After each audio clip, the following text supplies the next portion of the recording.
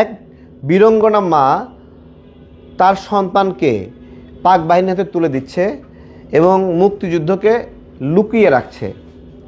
এই ঘটনাকে ইলিয়াস বলছে যে ওই মা মুক্তিযোদ্ধাকে তার গোপনাঙ্গের ভিতরে লুকিয়ে রাখছে। এইটা কোনো ভাষা? এটা কোনো ভাষা? আর এক বীরঙ্গনা নারী পাক বাহিনীর পুরুষাঙ্গ কেটে নিয়েছিল। এটাকে ইলিয়াস বর্ণনা করতেছে যে ওই মা তার পুরুষাঙ্গ কেটে নিয়ে তার গোপনাঙ্গের ভিতরে লুকায় রাখছে। মুক্তিযুদ্ধের সংখ্যা নিয়ে এদের জ্বালাপোড়া। পিনাকি মুক্তিযুদ্ধের সংখ্যা নিয়ে জ্বালাপোড়া, আর ইলিয়াসে শুরু হয়েছে আমাদের বীরঙ্গনার সংখ্যা নিয়ে জ্বালাপোড়া। আরে জানোয়ারের দল, আমাদের বীরঙ্গনার সংখ্যা 10 জন হোক, 10 জন হোক, তোরা পতিতা বলার সাহস পাইলি কিভাবে? কিভাবে পাইলি? আমার শহীদের সংখ্যা 30 লাখ। 16 ডিসেম্বরের আগে 1 ডজনের বেশি আন্তর্জাতিক পত্রিকায় আছে শহীদের সংখ্যা 30 লাখ।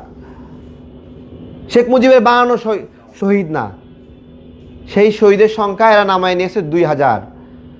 পিনাকি বলে 2000, ফুয়াদ বলে 7000, আর ইলিয়াস আমাদের বীরঙ্গনার সংখ্যা নামায় নিয়ে আসছে 530 জনকে। এগুলো মিশনে আদৌ কোনো সরকার আছে?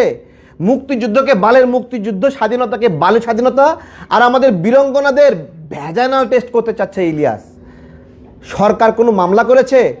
আর তাজুল ইসলাম বলতেছে জুলাইকে তথাকথিত জুলাই বললে রাষ্ট্রদ্রোহী অপরাধ হবে। জুলাইকে তথাকথিত জুলাই বলে রাষ্ট্রদ্রোহী অপরাধ আপনি করেন, মামলা আপনি করেন, কিন্তু মুক্তিযুদ্ধকে বালের মুক্তিযুদ্ধ, বালের স্বাধীনতা বলছে।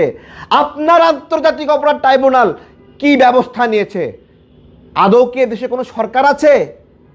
ইলিয়াস বাংলা এডিশন খুলে নিউজ বানাচ্ছে যে পতিতার সঙ্গে তুলনা করছে আমাদের বীরঙ্গনাদের। চিন্তা করতে পারেন? আমরা সিরিজভাবে 3টা ঘটনায় আমরা দেখব যে কি ঘটছে, আদৌ বাংলাদেশে কোনো সরকার আছে কিনা।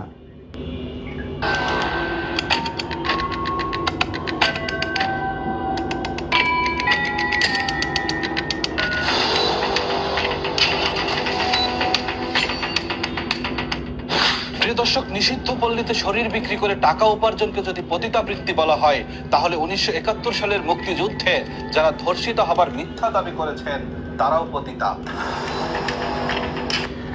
আমাদের মুক্তিযুদ্ধের বীরঙ্গনাদের পতিতা বানানোর মিশনে নামছে বাংলা এডিশন ইলিয়াসের।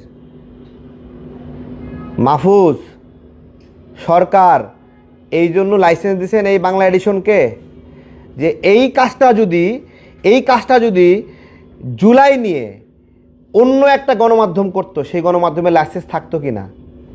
এই জুলাই আগে না মুক্তিযুদ্ধ আগে? পতাকা নিয়ে আন্দোলন করা, ব্যানার নিয়ে আন্দোলন করা, আর বুলেটের সাথে লড়াই করা, যুদ্ধ করা, বুকে গ্রেনেড বেঁধে লড়াই করা, এক লড়াই, এক যুদ্ধ। আজকে যা অবস্থা হচ্ছে, আমি একটা একটা করে সবগুলো দেখাবো আদৌ বাংলাদেশে কোনো সরকার আছে কিনা। এটা করে কি করা হয়েছে? পাকিস্তানিদের সাথে আমাদের একটা বিরাট দূরত্ব তৈরি। এই যে কয়েকদিন পরে বাল দিবস আসতেছে, একটা বিজয় দিবস। আওয়ামী লীগের কারো মা বোনরে যদি নাকি পাকিস্তানিরা লাগায় যায়, তোরা তালিকাটা আমার কাছে দিস, আমরা খোঁজ খবর নিব, নিয়ে তারপর দেখবো তার মা বোনদের ভ্যাজাইনাল চেক আপ করায় তারপরে নিয়ে আসবো, দেখবো না কি হয়। এটা করে কি এইটার পরে রাষ্ট্র কোনো ব্যবস্থা নিয়েছে? বলেন। 71-এ পাকিস্তানিরা ধর্ষণ করছে, এই জামাতি রাজাকাররা পাকিস্তানের হাতে তুলে দিছে, সেই ধর্ষিত নারীদের ভ্যাজাইনাল টেস্ট করতে চাই জামাতি ইলিয়াস। রাজাকার পুত ইলিয়াস, স্বশিক্ষিত রাজাকার। সরকার কোনো ব্যবস্থা নিয়েছে? কোনো মামলা হয়েছে? এদেশে কোনো সরকার আছে? জাস্ট কিছু বলার নাই। হাঙ্গর নদীর গ্রেনেড নিয়ে তার আরেকটা বক্তব্য শুনলাম। নদীর গ্রেনেড একটা সিনেমা আছে, সেই সিনেমাতে এক বীরঙ্গনা মা তার সন্তানকে পাক বাহিনীর হাতে তুলে দিচ্ছে এবং মুক্তিযুদ্ধকে লুকিয়ে রাখছে।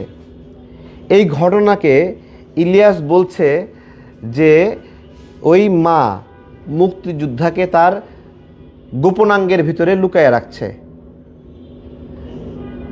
এইটা কোনো ভাষা? এটা কোনো ভাষা? আর এক বীরঙ্গনা নারী পাক বাহিনীর পুরুষাঙ্গ কেটে নিয়েছিল। এটাকে ইলিয়াস বর্ণনা করতেছে যে ওই মা তার পুরুষাঙ্গ কেটে নিয়ে তার গোপনাঙ্গের ভিতরে লুকায়ে রাখছে। এই বিষয়গুলো যখন দেখলাম তখন আমার পক্ষে মেনে নেওয়া সম্ভব হচ্ছিল না। মেনে নেওয়া সম্ভব না। এই দেশের সন্তান আমি, আমাদের পূর্বপুরুষরা লড়াই করেছে, আমাদের মায়েরা লড়াই করেছে, তাদের সেই লড়াইকে আজকে বিকৃত করার মিশনে নেমেছে। এই যে ফুয়াদ, মুক্তিযোদ্ধার সংখ্যা নিয়ে এদের জ্বালাপোড়া। পিনাকি, মুক্তিযুদ্ধের সংখ্যা নিয়ে জ্বালাপোড়া। আর ইলিয়াসে শুরু হয়েছে আমাদের বীরঙ্গনার সংখ্যা নিয়ে জ্বালাপোড়া।